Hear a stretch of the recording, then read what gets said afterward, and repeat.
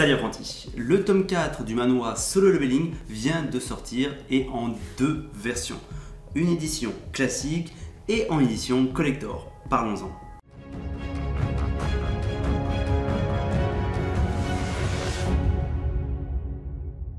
Ce mercredi 10 novembre 2021, le quatrième tome de Solo Leveling a été publié en France. Le voici.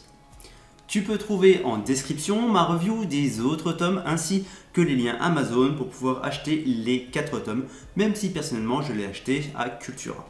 Petite info à ce sujet.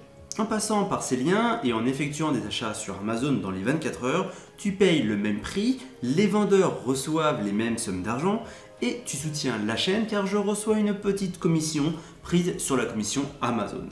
Donc c'est tout bénef pour tout le monde. Comme on parle argent, le prix du tome est, comme pour les autres, 14,95 € pour l'édition classique. Car il y a une édition collector à 19,95 €. Je te donne le détail du contenu de l'édition collector dans un second temps. En ce qui concerne la première et quatrième de couverture du tome 3, les images apparaissent dans ce tome 4 au chapitre 44. Pour le tome 4, la première de couverture correspond au chapitre 57. Sungin-Oh se trouve à nouveau dans le palais démoniaque et commence son ascension. Et la quatrième de couverture au chapitre 52, c'est le moment où il tue l'elfe de glace qui attaque son groupe. Ces deux chapitres seront donc dans le tome 5. Au niveau des reliefs sur la couverture, il y a les parties dorées, le titre et Sungin-Oh en quatrième de couverture. Sur la tranche, la petite image en plus des dorures. Passons à l'intérieur. Sur les rabats, les informations sur Redax Studio et Shugong sont les mêmes sur tous les tomes.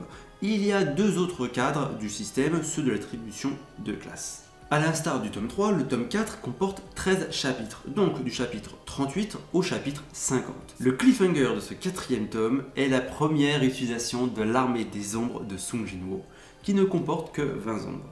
Toutes les pages sont colorisées, les couleurs ne sont pas flashy. Les deux problèmes des tomes papier semblent disparaître. Il n'y a qu'un seul encadré que je n'ai pas pu lire, du violet sombre sur du vert sombre en petit, et un autre élément du système que j'ai eu du mal à lire. Concernant la mise en page, on respire bien plus dans ce tome. Plusieurs cases sont bien grandes et quelques-unes se payent le luxe de remplir toute une page, mais pas de double page d'une case unique. Cependant, j'ai en tête quelques cases du webtoon qui prennent de la place en longueur, donc on pourra s'attendre à de belles doubles pages. Par rapport à la version de Scantrad, il y a quelques modifications. Une modification assez importante car cela change un nom. Sa première très puissante ombre qu'il parvient à obtenir a changé de nom. Désormais, on va devoir utiliser le nom de Ygritte au lieu de Ygriss. Je n'avais pas mentionné aussi que dans le deuxième tome, le boss du donjon est Kasaka et non Rasaka, comme sur Scantrad.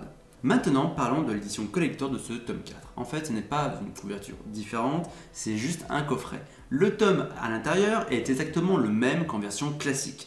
Qui dit édition collector, dit goodies. Il y en a 3, 4 si tu comptes le coffret. Les 3 goodies sont un porte-téléphone, un marque-page en forme de la dague de Kasaka et un code promo pour le site VeryWebtoon. Le porte-téléphone est en plastique. Il y a une encoche pour laisser passer le câble USB de ton smartphone s'il est au centre. L'inclinaison est bonne lorsqu'il est posé sur un bureau et que tu veux soit regarder une vidéo sur ton smartphone, soit te filmer. Le marque-page est cartonné et non plastifié. C'est vraiment dommage. C'est plus fait pour faire joli car je ne me vois pas l'utiliser pour un livre ou un manga et transporter le livre dans un sac. À coup sûr, le marque-page sera abîmé, voire déchiré. Et le code promo, un QR code à scanner, est a priori des crédits supplémentaires sur le site VeryWebtoon. Bref, je ne te conseille pas vraiment cette édition collector. Donc rendez-vous en février pour la sortie du tome 5. Abonne-toi, mets un commentaire, un pouce bleu et partage la vidéo.